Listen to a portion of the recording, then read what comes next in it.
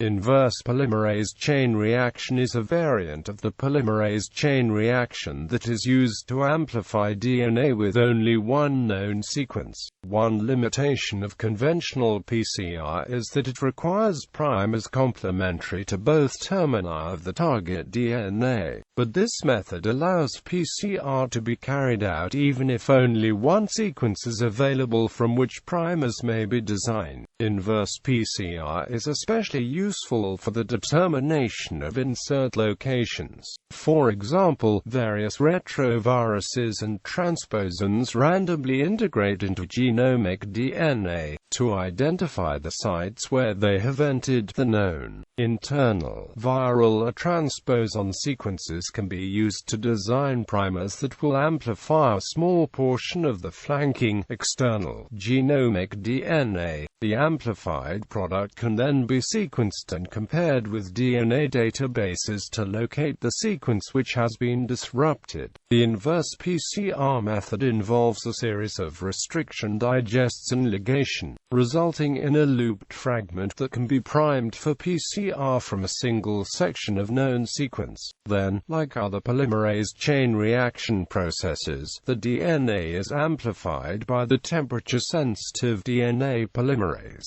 A target region with an internal section of known sequence and unknown flanking regions is identified. Genomic DNA is digested into fragments of a few kilobases by a usually low-moderate frequency cutting restriction enzyme. Under low DNA concentrations, self-ligation is induced to give a circular DNA product. PCR is carried out as usual, with primers complementary to sections of the known internal sequence.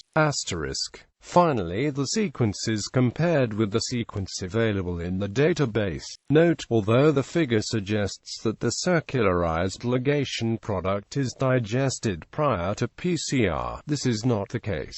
PCR does not require linear products, and the use of another restriction enzyme to cut the known sequence could also cut within the unknown region, resulting in a failed PCR.